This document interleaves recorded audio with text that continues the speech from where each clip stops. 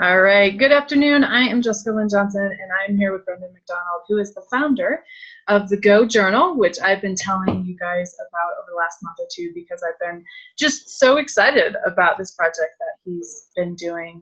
I'm here in Colorado, and he is somewhere else. I'll give you that in a moment when he does his introduction. But I'm the founder of JLJ Coaching Services, and we're just going to spend a little bit of time talking about his project, where it came from, how it might be useful in coaching, and just whatever else we get into. So, Brendan, can you give us a little short introduction to yourself? Sure, absolutely. So I am a product designer out in San Francisco, but I also travel a lot, which is, I came up with Go Journal when I was in the middle of a little over a year of traveling the world and doing remote work, which is something I'd always been passionate about doing and wanting to try.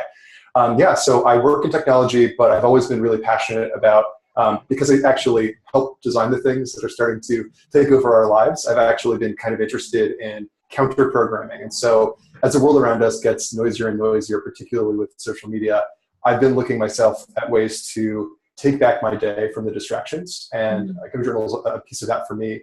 The more I've dug into this space of how can I be at my best every day, and that's not checking my phone every 5 minutes. Some of my friends had said, hey, like, can I try this too? And so that's really where the energy behind this entire project came from. And the more I've shared it, the more people have said, hey, I'd be interested in trying that too. And that's what led to the Kickstarter that just completed, and I just shipped all my orders all over the world, which is awesome. And yeah, I'm excited to be sharing what I'm up to now with you guys. And I'm in Playa del Carmen, Mexico, since you asked. So in the Yucatan, yeah, it's awesome. Awesome. Great. So you were telling me a little bit before kind of how this project got started when you were traveling. So can you tell us again kind of what birthed this idea for you? Absolutely. So I've always been interested in personal productivity. And, you know, I worked with you, Jessica, of course, back when I was in school, and you did coaching with me for a year. And I noticed actually the seeds of this, a lot of them were with the work I did with you. I noticed we would talk every 2 weeks, and I would set goals for the next 2 weeks at the end of our conversation. And I noticed that I actually was making most of my progress in the days immediately before our next conversation. So I'd have 10 goals, and I'd get 7 of the 10 done in the last, 48 hours. I did a whole bunch of different productivity experiments, including when I was out in the workforce. I started talking to a coach literally every day. So I thought, you know what, if I have these, of the 2 weeks, if I'm only having a couple of mega productive days and the other days are a lot less productive, maybe I can increase the amount of positive pressure I feel every day, and I'll get more done that way. That was enormously successful for me. And I've tried a whole bunch of other crazy experiments in the productivity space. So I've always been curious about it. But fast forward to, I quit my job. I wanted to travel the world for a year. So I got a one-way ticket to Peru and started on my trip. There were a lot of amazing highs, but I was also building a business at the same time. And doing that is always hard, but doing that in a foreign country where I know no one, and if the day's really hard, I can't just text my friends and say, hey, can we hang out? Can we get a beer? Can I tell you what's up? I just need to vent to someone. That's much, much harder to do when I'm in Peru and don't speak the language, or Thailand and don't speak the language. I realized I needed to find a way to both be grateful because I was actually living my dream. I was doing the thing that I'd always wanted to do, but also come back to the things that are most important to me. Remember, why did I decide to travel in the first place? Remember, why am I starting this business? Why is this important to me? And sort of reaffirming my belief in what I was doing was important, combined with ending my day with a little bit of gratitude. I found that really, really helpful and sort of kept me on the rails, even when my days were really hard. Yeah, and it strikes me that you were being really intentional. Like once you started that habit of the morning and the night reflections, like that was a really intentional, purposeful decision for you, and you saw results from that. I did see results from that. Yeah. So the formula for Go Journal is really, really simple. You start every day by answering, what do you want to get out of your day? What are the 3 things you should focus on? And for me, that's not just for work weekdays. It's not just for, I need to send out this really important email or connect with this person. It's also for, on the weekends, I've noticed the next question I answer is, what could stop you from doing these things well? So it's, what do you want to focus on? What could stop you from doing these things well? how can you overcome those obstacles, and how can you keep your life in balance today? So those are the questions you answer every morning. And for me, like even on the weekend, if the thing I really want to do is spend time with my friends and family, the thing that could stop me from doing that well is being on my phone all day, or not really showing up, not being fully present.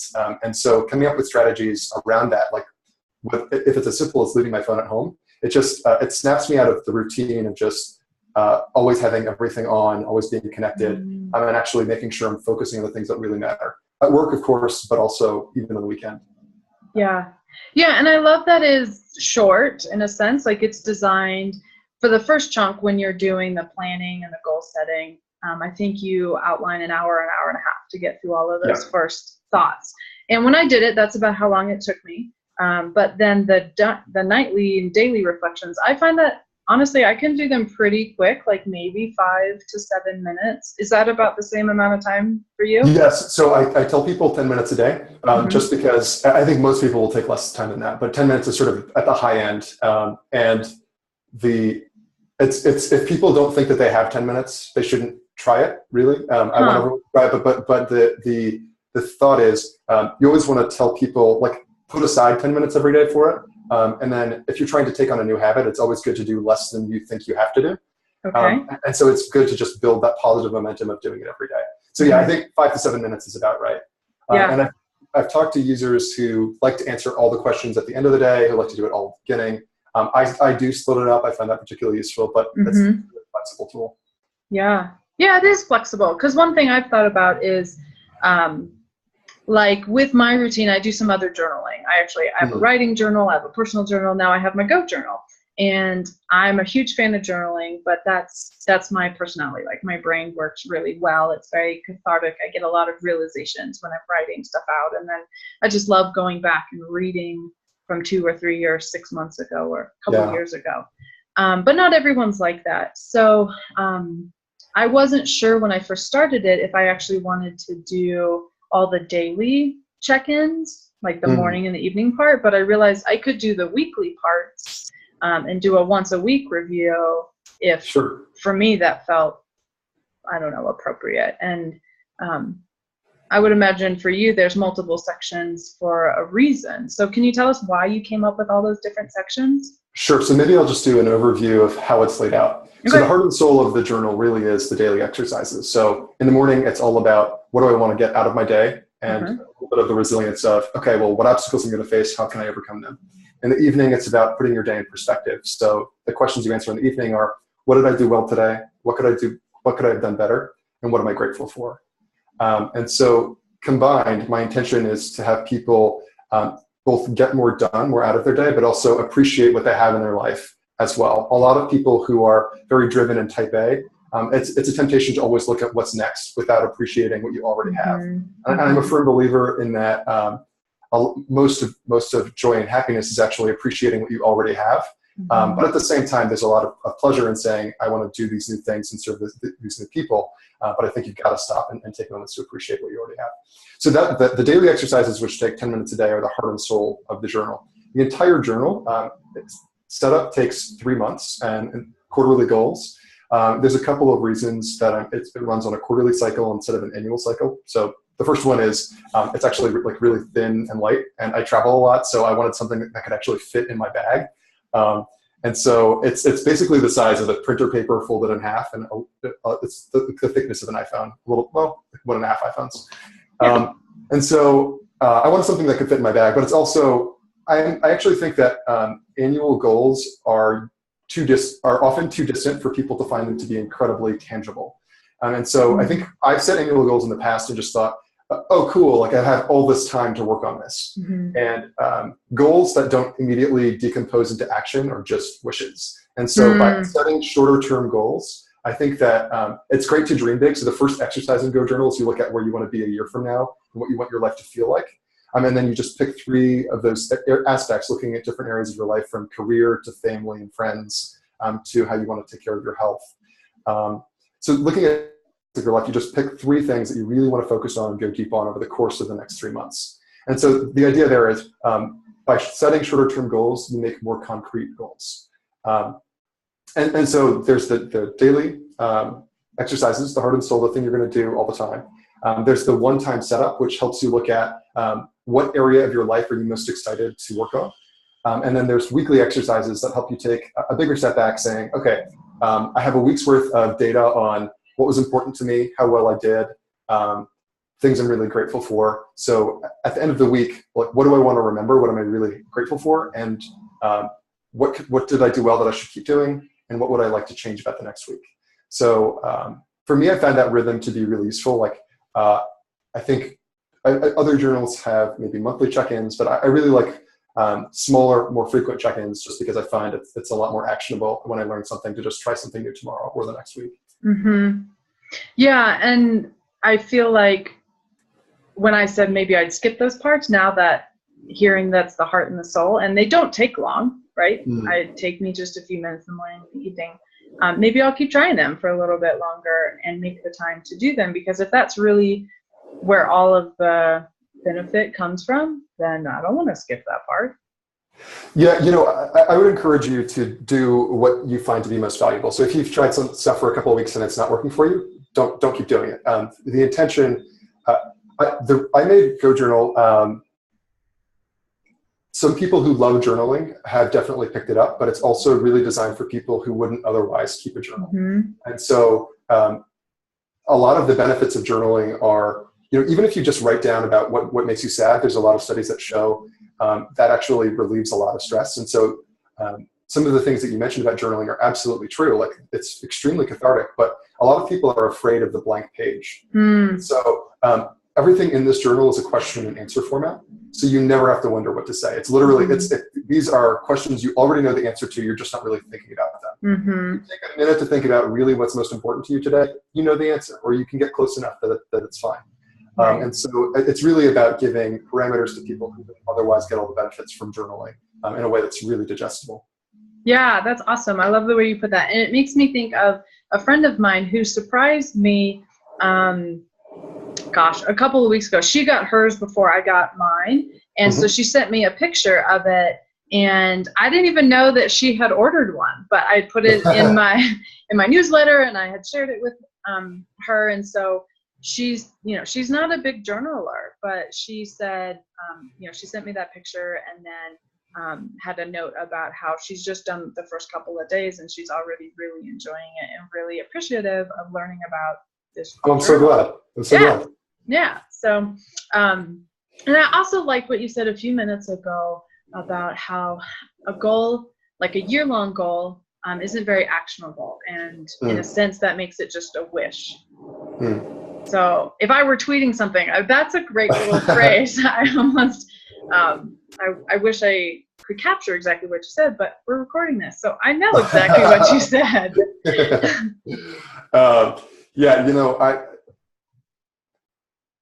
I haven't seen the actual research underlying this, but I was listening to a podcast of a coach who said, I'm just quoting the idea from him. I mean, these good ideas, I just took a bunch of really good ideas from other people and combined them into one thing that works well for me. I think the purpose of the entire exercise is to do things differently. So GoJournal is working for you if you have a different perspective on your day, and if you're acting a little bit differently. If neither of those things are happening, stop doing it. It's probably not working for you. I'm not here to waste people's time. I think that it's designed to have you have a healthier perspective on your day. And so if you're more or less acting the same as you were before, and it's not bringing you joy, then put it aside. Find something else. There's a lot of things out there. Yeah. That's good. That's good permission, and that's humble on your side to realize it's not going to be the right answer for everyone. Yeah, I definitely, there are some people, like, you're setting your focus for the top 3 things every day. That's not, some people have asked me, oh, well, some of my projects get really, really complicated and they have 50 steps involved. Can I use GoJournal? And for me, GoJournal is not about laying out every single duck in a row on a really complex project. It's about choosing what's most important. I think as time goes by, all of us are getting bombarded with more and more information, more and more options in how we spend our time. And so the most important thing is, as the world keeps getting noisier, how can we make sure that we are following our highest purpose of our own time, whatever that means to us? And so I've actually, one of the things that I've actually found really nice about GoJournal is like, I can write down on a Saturday, like today's a lazy day, I'm just going to watch Netflix. And just by telling myself I'm actually going to do this, I remove all of the guilt associated with it. It becomes not weird. Instead of saying, okay, like actually answering the question, how can I watch Netflix well? Like if this is actually something I want out of my day, how can I really do this? Well, then maybe it's not just a binge session watching Narcos. Maybe it's like, oh, I invite my friends over, and then we have like a popcorn friends night in. And then you actually say, okay, what's the highest form of celebrating this action that I want to do? It doesn't have to feel weird and guilty. You can actually just like enjoy it. And I found that useful too. I can do that type A. So just actually saying, you know what, today's about relaxing, and let me do that as well as possible. I find that really useful. Yeah, and I think Americans especially, we're as a culture compared to other countries, and you would know this from all your travels, but tell me if you think I'm off here. I think we're a pretty task-oriented, accomplishment-oriented society, and so we don't really rest very well. We don't take as many weeks of vacation as some other countries do. We are known for working those 80-hour weeks, and there's a lot of health side effects to working like that and not resting. And then when we rest, it's like junk TV binging, or it's just things that aren't really restful to our heart and our soul. They may be in some sense restful to our bodies, but they're not rejuvenating. They're not like healthy rest. So by you saying, yeah, I'm just going to watch Netflix all day today, but that's a good thing because I'm doing it with friends and I'm getting a social benefit out of it, or I'm somehow making it rejuvenating instead of just like trash wasted time. Right, for sure. Yeah, I think a lot of it is in the way that we approach those things. And I think that there's something to just saying, by being intentional about taking time off, it stops making it feel like an accident or a bad thing, and puts it in a place where I can actually fully celebrate it. And on your note on what's fully rejuvenating, almost always watching television is not going to be the most rejuvenating thing I can do. I want to say never, but I don't like absolutes. If it's educational. Yeah, but you know, I found in the course of my travels, like me getting fully rejuvenated actually happens a lot faster than I thought. If I actually shut off my phone and I go out in nature, it takes like 3 days, and that's like as relaxed as I get. I went for longer, but I feel like I hit my steady state after 3 days. That's actually really empowering because during my trip, I thought, okay, well, I'm having this amazing experience. When am I going to feel this relaxed again, you know? But just realizing I can get there in 2 or 3 days' time means I can do that at home, and it's incredibly empowering. And so it's also really nice after traveling a lot to recognize the amount of incredible beauty and nature and amazing things that I have about my home. And I think that most people who travel for a while spend a lot of time thinking about their home compared to wherever it is that they are. And I had a much better appreciation of all the things that are great about the States and California in particular, where I live, during the course of my travels. And that was really fantastic. Yeah, that's great. You, when you're away from something, a lot of times that gives you a new perspective on it. Absolutely. Yeah. Well, let's take just another couple of minutes here and then we'll wrap up. Sure. You had commented before about how you had worked with me when we were both at Claremont McKenna College and experienced leadership coaching. And I'm pumped that you kept seeking coaching after that. That's just an acclimate, an honor to the coaching profession that you recognize that there's some benefit to it. So a huge amount. Oh my goodness. I'm glad to hear that. I'm also curious if you could say a little bit about how you would think a journal like this could be integrated into the kind of work I do with my clients, either during the coaching process or after, because I always want people to continue doing self-coaching after they finish the intense time with me. So what are some of your thoughts on that? So I think that, stop me if there's anything that we disagree on, because it's probably a very interesting conversation there. Okay. But I think that the quality of coaching that you receive depends on the quality of data that you can give to your coach as someone who's in the program itself. So for instance, the more I can tell you about what it is that I want, or the way that I'm spending my time, the better insight you can give me and how to reconstruct my life in a way that's more meaningful. Okay. So one of the things I find about using Go Journal every day is that there was a lot of days where if I'm looking at the end of the week, like, what did I do this week? It's kind of a blank. Like, there's so much that's happened. It's a little bit of a blur. And even if I did a bunch of really productive and wonderful things or had a lot of great experiences, I may not be able to remember all of them. And so just by having this little exercise where you're taking 5 minutes a day to create little mementos of how your week was, both highs and lows, I think you actually have much better data to walk into a conversation with a coach and say, here's what went well, here's what didn't go well. And I think you actually can empower your coach to give you a better perspective because you're actually giving them more of your life and access to more things to know about you. So my guess is that I'm still learning how this will actually work. But since I know so much more about myself and what I've been doing, I think that a coach would be in a much better position to help me if I'm actually going through the exercise of remembering everything. So then your suggestion is that it's used concurrently with coaching, and it's not something that would be used after to continue the work. Well, I think it makes. I think it works in both scenarios. So first of all, I would just say, like, it depends on the person's goals. I don't want to say this is a one size fits all. I think it's a one size fits many. But I think that during the coaching process, it's really getting more insight into your day-to-day life. I mean, I think it also makes a lot of sense, and then your coach can help you apply that insight into whatever it is you're most interested in changing or doubling down on in your life. I think that gives your coach more data to say, okay, well, this might work better for you. And then after coaching, I think it's because all of these things are formatted in the types of questions a coach would ask you anyway. I think it lets you probably continue to get benefit long after the conversation has ended with a coach from the things that they've taught you.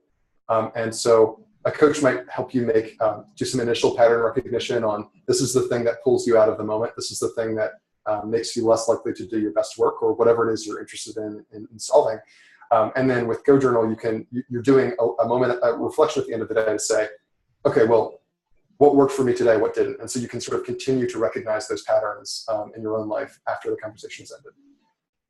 Does that make sense? It does. And it sounds like then using it during and then after, and kind of whenever someone might work or want to work with it. And I can definitely see that, because when I first opened it up, one, it had way more inside of it than I was expecting. And then it's a self-coaching tool.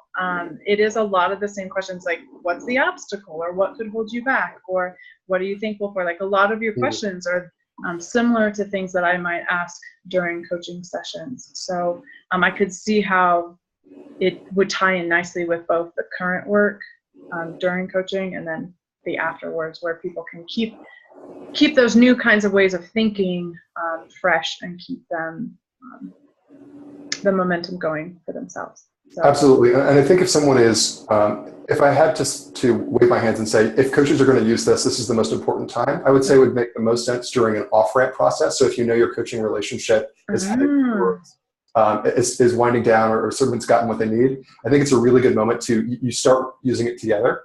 And just maybe the last few sessions, you share the reflections that you've had with your own Go Journal with your coach. And then you can sort of continue that on your own. So I think it's potentially a really great way to off-ramp into going from having someone actively asking you these questions to answering them yourself. I like that. Yeah, and I can see that. So thanks for that suggestion. Sure. And, I'm just guessing that because during the coaching relationship, you're really actively working on these questions, the amount of time that you're spending thinking about these things might be higher than if you're just using Go Journal down the road. And so I think Go Journal would be really great as a way to maintain the work that you've done. Awesome. Thanks for that. Yeah. And thanks just in general. Thank you for making this a reality and taking the step and the risk to, try it yourself and then share it with your friends and then make it so that anyone around the world can get one of these. Well, it's really exciting for me. And it's totally full circle talking with you about this, because the work I did with you was in many ways the genesis of what this project has become. So that's really exciting for me to be able to share it with you. Thank you. It's always cool to see my coach holding the book that was inspired by a lot of the work we did together. So yeah, thank you. Good. Oh, thank you. Are there any projects in the future that you are kind of percolating on right now? Well, so starting to scale up GoJournal and share it with more people who might find it useful. So still building that out and turning it into something that people can find more easily. So I had a successful Kickstarter and now trying to make it into something that people can get at any time. Right now it's available on Amazon. I'm going to make it available in more places. So other things that I'm looking at directly related to this, so there's going to be a pro version of GoJournal, which is this book is just about reflections. So GoJournal Pro will have some of the same reflections, but also a lot of people like laying out their calendar on paper. And so that'll feel a little bit more like a planner, but still quite reflective. So working on that as well. And then beyond that, I think because I really do like playing in the technology space, I will eventually be making GoJournal into an app. It is what I do for a living, after all. And I'm interested in ways that people can take back their day from their phones and their devices and actually do that directly on the device. So very early days on those efforts, but that's some of the things that I'm excited to solve. Awesome. Well, if there's a way that I can support you as you continue to move forward with this, as you scale it, as if you want to experiment with different applications of it, I'd be definitely happy to be part of that journey with you. Thank you so much. Yes, I will definitely take you up on that. Okay. You don't know what you just got yourself into, Jessica. Bring it on. Amazing. Well, let's wrap up here. Thank you so much for your time, especially working out the time zones and the differences in your schedule, in my schedule. It's been awesome to see your face and just hear your voice again, and yeah, hear all the cool things that you've been up to. It's been several years since we've been in the same space together. I know. Yeah, but hopefully maybe that'll change in the future. And I hope so. Since we're both CMC alum, you never know. We might be at some alum event together. There we go. Yeah. All right. Well, thank you so much. I'll be sharing this with you and my audience sometime in the near future. So amazing. Look forward to seeing what comes of that. Thank you. And thank you for having me. This has been super fun. Good. Okay. All right. Take care. Take care.